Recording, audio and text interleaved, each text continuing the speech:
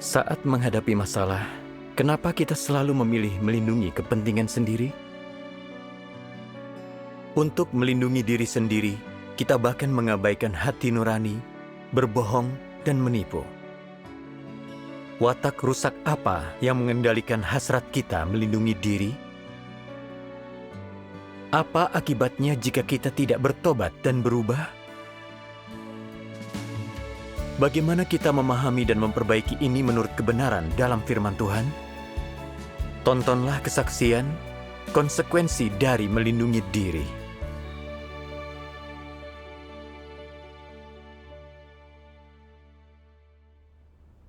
Tahun 2019, Saudari Kwansin menindaklanjuti pekerjaan gereja kami. Aku bertemu dia 2 tahun sebelumnya. Dan kali ini, aku lihat dia masih sama persis. Dia selalu bicara doktrin, bukan pemahaman tentang firman Tuhan. Saat melihat orang lain kesulitan dalam pekerjaan, dia tidak mempersekutukan kebenaran, tapi hanya memarahi mereka. Selain tidak memberikan jalan penerapan, itu juga menghambat semua orang. Saat ada yang tidak bisa cepat mengubah keadaan negatif, Kwansin memarahi mereka. Saudara-saudari jadi terkekang, tidak percaya diri untuk bertugas. Dia sering pamer tentang bagaimana dia menderita dan membayar harga.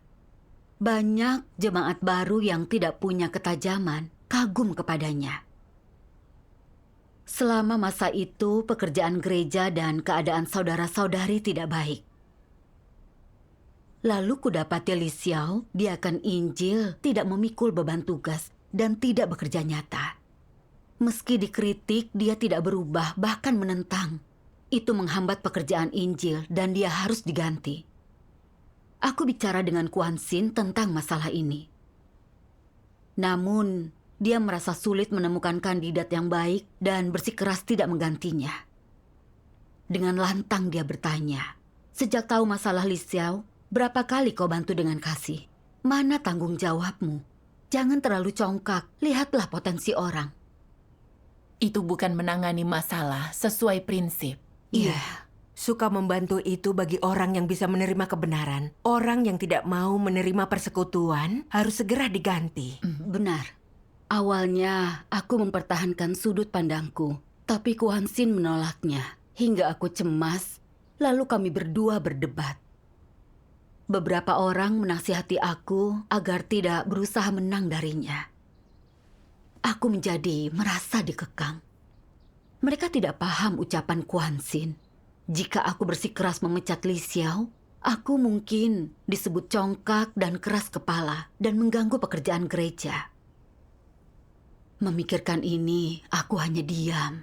Saat kau memikirkan kepentinganmu, sulit menegakkan prinsip kebenaran. Benar. Setelah itu, kami harus memilih pemimpin tinggi dan menyarankan kandidat yang cocok. Beberapa ingin merekomendasikan Kwansin. Aku pikir dia bekerja dengan caranya tanpa mencari prinsip, hanya membahas doktrin. Tak bisa mengatasi masalah nyata orang, bukan kandidat baik. Iya. Aku harus bersekutu agar yang lain sadar. Bagus. Tapi aku dan Kwansin berdebat tentang mengganti diaken Injil. Dan yang lain pikir aku ingin menang. Jika kini ku bilang Kwansin bukan kandidat baik, apa mereka akan bilang aku memanfaatkan ini untuk menghambatnya? Ya sudah, sedikit masalah lebih baik. Mereka bisa memilih Kwansin kalau mau. Aku tak perlu memilihnya.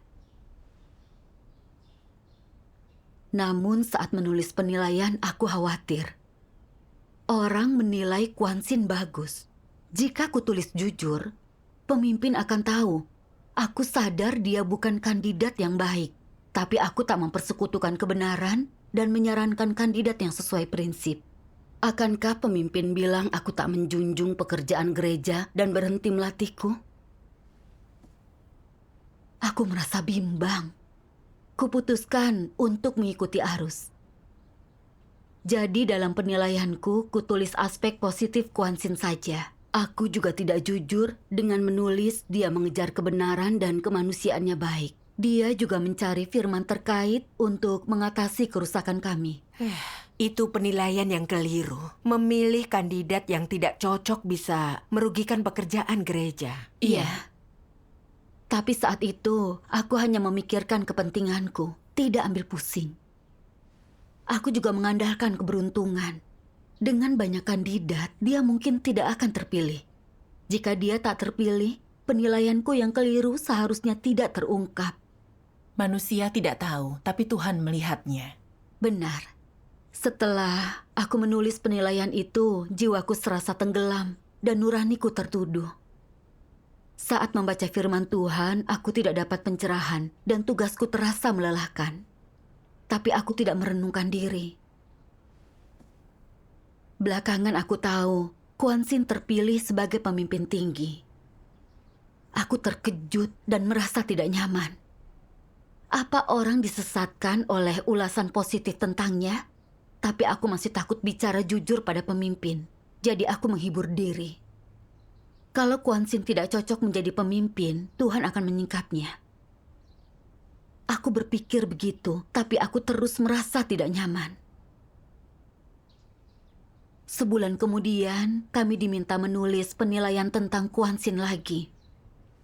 Aku sadar, mungkin terjadi masalah dalam tugasnya sebagai pemimpin tinggi. Aku merasa takut. Kulihat pemimpin mengutip firman dalam suratnya. Tuhan yang Maha Kuasa berfirman, "Ikutilah jalan Tuhan." Apa yang dimaksud dengan jalan Tuhan? Jalan Tuhan adalah takut akan Tuhan dan menjauhi kejahatan.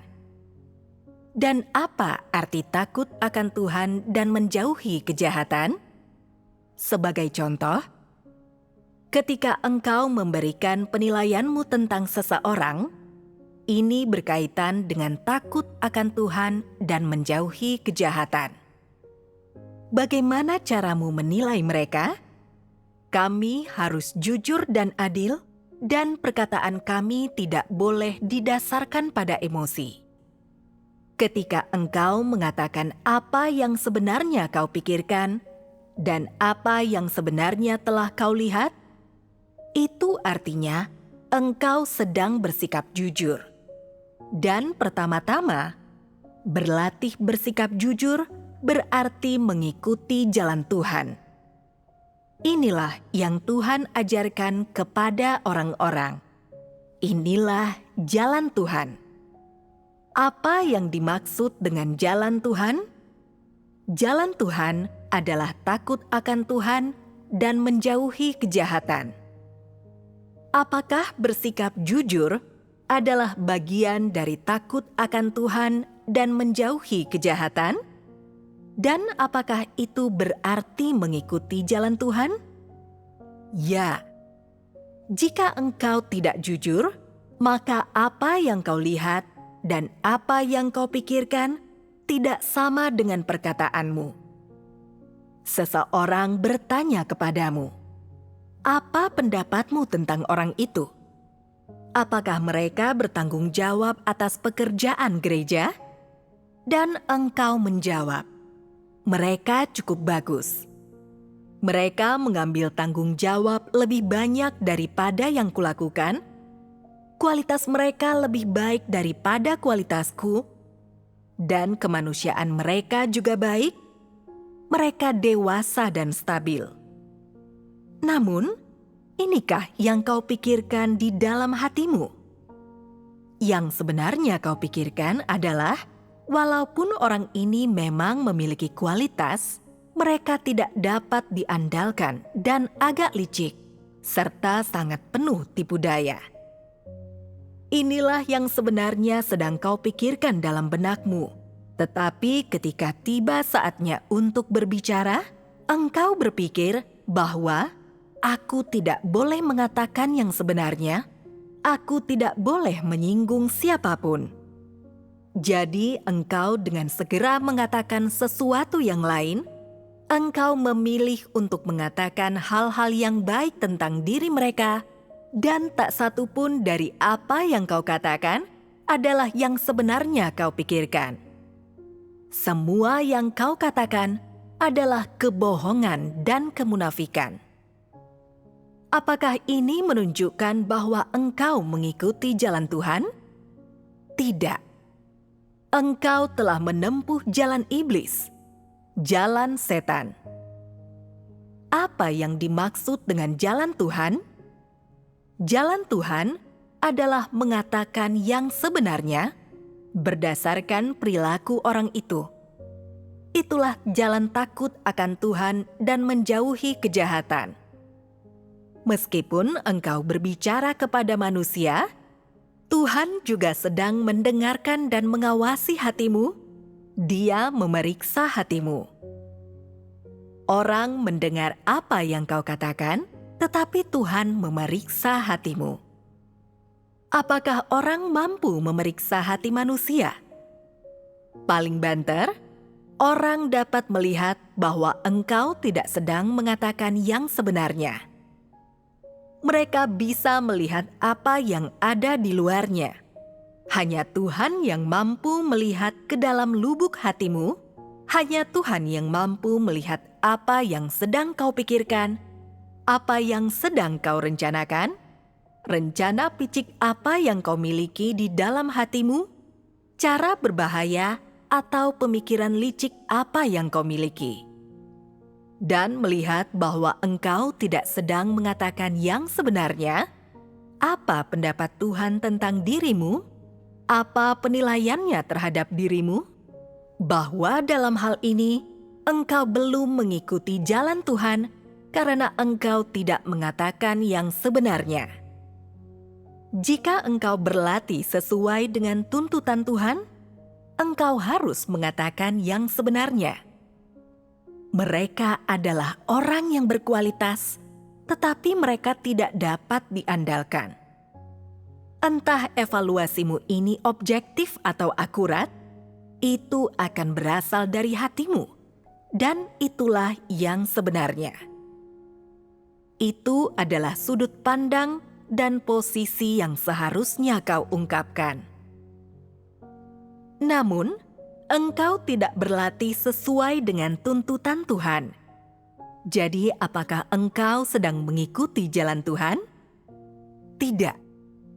Jika engkau tidak mengatakan yang sebenarnya, apa gunanya engkau menekankan bahwa engkau sedang mengikuti jalan Tuhan dan memuaskan Tuhan? Akankah Tuhan memperhatikan teriakanmu? Akankah Tuhan memperhatikan caramu berteriak? Seberapa keras engkau berteriak? Atau seberapa besar kehendakmu? Akankah Dia memperhatikan berapa kali engkau berteriak? Tidak akan. Tuhan melihat apakah engkau menerapkan kebenaran, melihat apa yang kau pilih, dan bagaimana engkau menerapkan kebenaran ketika berbagai macam peristiwa menimpamu.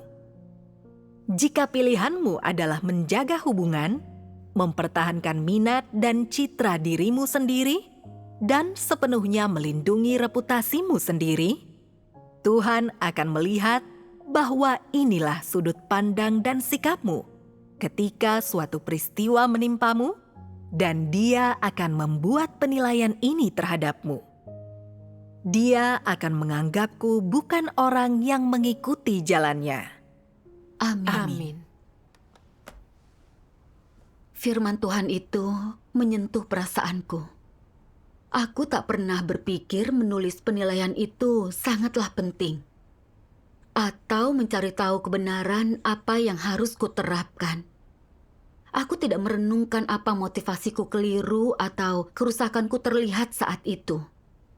Apa aku menaruh hormat kepada Tuhan mengevaluasi secara objektif. Saat itu aku sadar penilaian itu mencerminkan apakah orang takut akan Tuhan dan menjunjung pekerjaan gereja. Tuhan tidak peduli meski kita lama percaya, banyak berkorban, atau kita bicara baik. Dia melihat pilihan dan perbuatan kita saat ada masalah. Kita memilih pemimpin tinggi yang melibatkan pekerjaan beberapa gereja dan jalan masuk kehidupan orang. Menulis penilaian yang keliru bisa menyesatkan orang.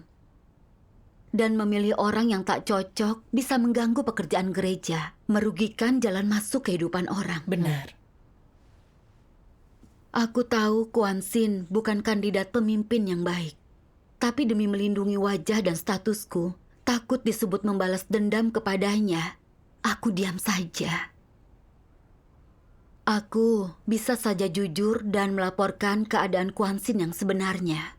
Tapi aku takut pemimpin bilang, meski paham aku tidak memberitahu yang lain. Aku tak menjunjung pekerjaan gereja, lalu citraku akan terpengaruh.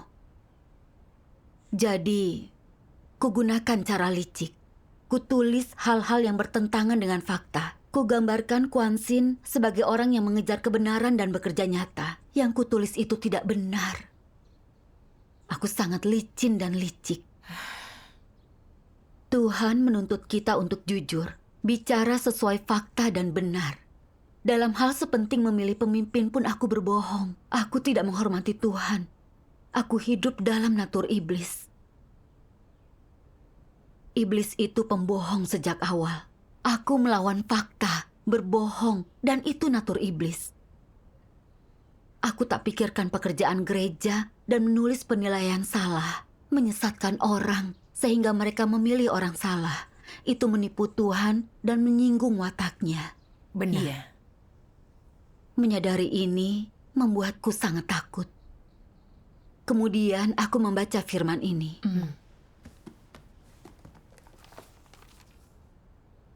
Begitu kebenaran menjadi kehidupan dalam dirimu. Saat engkau melihat ada orang yang menghujat Tuhan dan tidak takut akan Tuhan, yang ceroboh dalam tugas mereka, atau yang mengganggu pekerjaan gereja, engkau akan menanggapinya sesuai prinsip kebenaran, mampu mengidentifikasi serta mengungkapnya bila perlu. Jika kebenaran belum jadi hidupmu dan kau masih hidup dalam watak iblismu, saat kau dapati orang jahat yang mengganggu pekerjaan rumah Tuhan, kau tutup mata dan telinga, kau abaikan mereka tanpa teguran dari nuranimu. Bahkan kau berpikir kau dan pengacau pekerjaan rumah Tuhan tak terkait. Sebanyak apapun pekerjaan gereja dan kepentingan rumah Tuhan dirugikan, engkau tidak peduli, tidak menengahi, ataupun merasa bersalah. Ini membuatmu menjadi orang yang tidak berhati nurani, orang tidak percaya, pelaku pelayanan. Engkau makan dan minum milik Tuhan, dan menikmati semua yang berasal dari Tuhan, tetapi merasa bahwa kerugian kepentingan rumah Tuhan tidak ada kaitannya denganmu, yang menjadikanmu pengkhianat, tak tahu berterima kasih. Jika tak lindungi kepentingan rumah Tuhan, apa kau umat? Ini setan yang menyusup ke gereja. Engkau berpura-pura beriman, berpura-pura menjadi umat pilihan, dan mau mendompleng di rumah Tuhan. Engkau tidak menjalani kehidupan manusia, dan jelas adalah orang tidak percaya. Amin. Amin. Penyingkapan firman Tuhan menyayat hatiku. Akulah pengkhianat yang menggigit tangan majikan. Aku makan dan minum firman Tuhan, menikmati perbekalannya, tapi tak menjunjung pekerjaan gereja. Aku bertindak demi kepentinganku, tidak menerapkan kebenaran yang aku tahu, yang menyesatkan orang memilih pemimpin palsu. Bukankah itu merugikan pekerjaan gereja dan semua orang? Iya, benar. Makin dipikir, makin aku benci diriku yang licik. Aku ingin melindungi diriku, bukan pekerjaan gereja. Aku bukan orang percaya sejati. Jiwaku gelap dan muram. Aku tidak tercerahkan firman dan tidak mencapai hasil. Wajah Tuhan tersembunyi dariku. Jika terus menjadi pengkhianat yang tidak bertobat, aku pasti disingkirkan Tuhan. Iya. Kurasakan watak benar Tuhan yang tak menoleransi pelanggaran umat dan membenci diriku karena tak menerapkan kebenaran. Aku berdoa, siap bertobat dan menerapkan kebenaran untuk menebus pelanggaranku. Syukur kepada Tuhan. Apa yang kau lakukan setelah itu? Aku membaca firman ini. Bagi siapapun yang bertugas, entah pemahaman kebenarannya dangkal atau dalam, penerapan paling sederhana memasuki kenyataan kebenaran ialah dengan memikirkan kepentingan rumah Tuhan dan melepaskan keinginan egois, niat, motif, kesombongan, dan status pribadi. Prioritaskan kepentingan rumah Tuhan. Setidaknya orang harus lakukan ini. Jika orang yang melaksanakan tugasnya tidak bisa berbuat sebanyak ini, bagaimana mereka disebut melaksanakan tugasnya? Ini bukanlah melaksanakan tugas. Pertama, pertimbangkan kepentingan rumah Tuhan, kehendak Tuhan, dan pekerjaan gereja, dan tempatkan sebagai yang pertama dan terutama. Barulah kau pikirkan stabilitas statusmu atau pandangan orang tentangmu. Bukankah kau merasa ini lebih mudah apabila kau bagi ke dalam langkah-langkah ini? Jika kau terapkan beberapa lama, engkau akan merasa memuaskan Tuhan tidaklah sulit. Engkau juga akan mampu memenuhi tanggung jawab, kewajiban, dan tugasmu, mengesampingkan keinginanmu yang egois, niat dan motifmu sendiri, serta memikirkan kehendak Tuhan, dan mengutamakan kepentingan rumah Tuhan, pekerjaan gereja, dan tugas yang harus engkau lakukan. Usai mengalaminya beberapa saat, kau merasa ini cara hidup baik, hidup dengan jujur dan tulus, tanpa menjadi orang hina, atau tidak berguna, serta hidup secara adil dan terhormat, bukan tercela. Kau akan merasa beginilah orang seharusnya hidup. Perlahan, hasratmu untuk memuaskan kepentinganmu sendiri akan berkurang.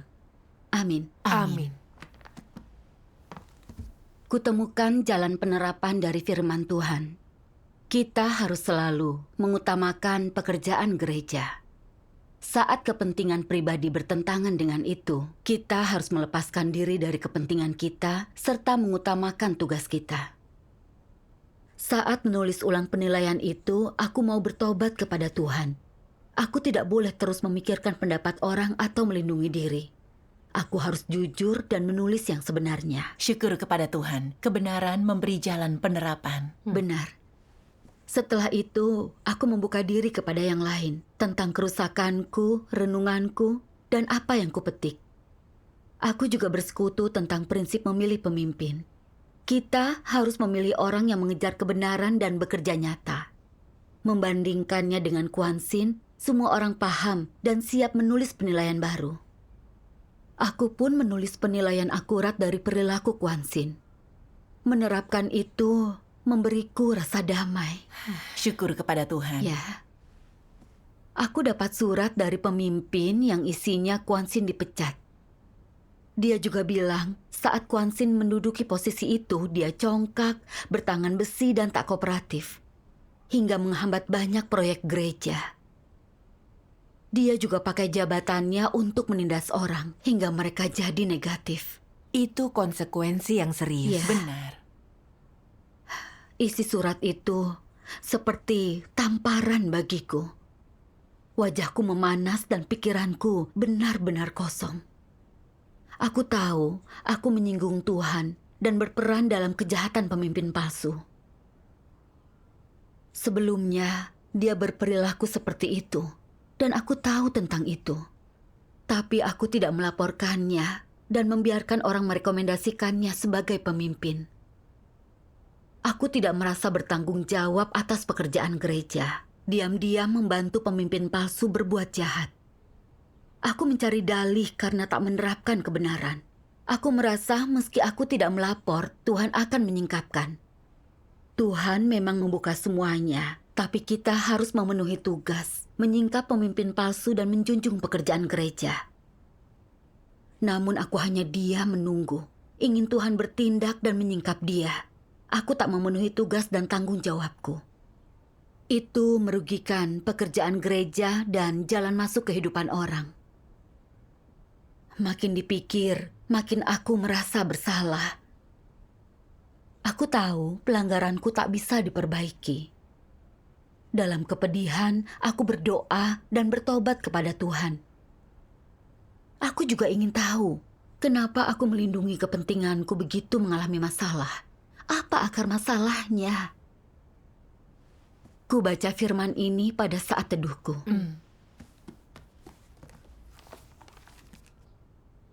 Sebelum manusia mengalami pekerjaan Tuhan dan memahami kebenaran, natur iblislah yang mengendalikan dan menguasai mereka dari dalam.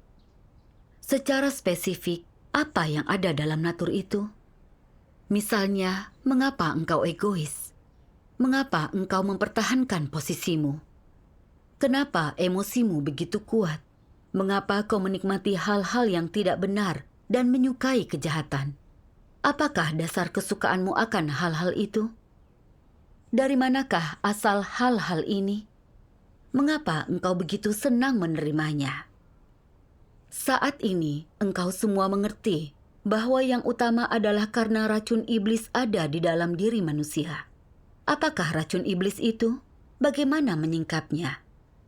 Misalnya, jika engkau bertanya bagaimana seharusnya orang hidup, untuk apa orang hidup? Orang akan menjawab, tiap orang memperjuangkan kepentingannya. Satu frasa ini mengungkapkan sumber masalahnya.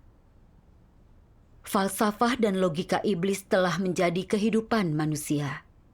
Apapun yang orang kejar, itu demi diri sendiri. Maka, mereka hidup demi diri sendiri. Tiap orang memperjuangkan kepentingannya. Ini falsafah hidup manusia dan mewakili natur manusia. Perkataan ini telah menjadi natur manusia yang rusak. Potret sebenarnya dari natur jahat manusia yang rusak. Dan natur ini telah menjadi dasar bagi keberadaan manusia. Selama ribuan tahun, mereka hidup menurut racun iblis ini hingga hari ini. Amin. Amin. Firman Tuhan menunjukkan, meski aku orang percaya, aku tak memperlakukan kebenaran firman sebagai standar hidupku. Aku masih berpedoman pada konsep iblis. Seperti tiap orang memperjuangkan kepentingannya, dahulukan keuntungan, dan lindungi dirimu sendiri. Aku berpedoman pada racun iblis itu. Aku merasa orang harus memikirkan dirinya sendiri dan belajar melindungi kepentingan sendiri agar tak rugi. Itu cara bersikap pintar, tidak merugi. Namun melalui pelajaran ini aku melihat untuk sesaat berpedoman pada racun iblis ini melindungi kepentinganku. Tapi dasarku sebagai manusia hilang. Aku menjadi egois, licik, dan keji. Aku bahkan menentang hati nuraniku. Aku menjadi orang tanpa martabat, tidak layak dipercaya. Hingga merugikan kehidupan saudara-saudari dan mengganggu pekerjaan gereja, melakukan pelanggaran yang tidak bisa kutebus. Iya. Aku benci betapa dalam iblis merusakku. Aku tidak punya nurani dan tak layak hidup di hadapan Tuhan. Racun iblis ini telah menjadi natur kita. Jika bukan karena penyingkapan firman, kita tak akan melihatnya. Iya. Ya, Jika racun iblis ini tidak diatasi, kita terus berbuat jahat dan menentang Tuhan. Konsekuensinya serius. ya. Pengalaman ini juga menunjukkan aku tidak memahami Tuhan. Tidak percaya Dia mengawasi semua. Aku khawatir jika mempersekutukan pemahamanku tentang Kuan Sin, orang akan mengira kalau aku membalas dendam padanya. Namun di rumah Tuhan, kebenaran berkuasa dan Tuhan melihat semuanya. Benar. Selama hatiku di tempat yang tepat dan aku bertindak sesuai prinsip, orang akan mendukungku saat paham kebenarannya. Meski awalnya ada yang salah paham, aku bertugas di hadapan Tuhan dan nuraniku jernih. Memahami ini membuatku lebih damai. Dan kuputuskan, kelak aku akan menjunjung prinsip. Syukur kepada Tuhan. Syukur kepada Tuhan. Lalu aku ingat Li Xiao, dia kan Injil yang tidak menerima kebenaran dan tidak memikul beban. Menurut prinsip, dia harus dipecat. Kujelaskan pemikiranku dengan diaken lain. Mereka berkata, jika kita pecat sekarang, tak akan ada pengganti yang cocok. Mari kita bantu untuk saat ini. Kupikir, aku membantunya beberapa kali, tapi dia tidak terima. Jika terus menjadi diaken Injil, dia akan menunda pekerjaan. Namun, memang benar tidak ada calon lain untuk diaken Injil. Jika semua orang tidak setuju, tapi aku bersikeras, bukankah mereka akan bilang aku congkak dan keras kepala? Untuk sesaat, aku tidak tahu harus bagaimana. Jadi aku berdoa kepada Tuhan dan mencari. Setelah berdoa, aku sadar aku melindungi kepentinganku lagi. Aku harus menjunjung prinsip kebenaran dalam tugasku. Berdasarkan prinsip, Li Xiao adalah pekerja palsu. Jika posisinya dipertahankan, pekerjaan akan terpengaruh. Aku harus menanganinya dan tidak takut disebut congkak. Aku harus menjunjung prinsip. Benar. Jadi, aku mempersekutukan kebenaran dengan rekanku. Lalu mereka setuju untuk memecatnya. Lalu, pemimpin mengatur agar saudari dari gereja lain mengambil alih tugas itu.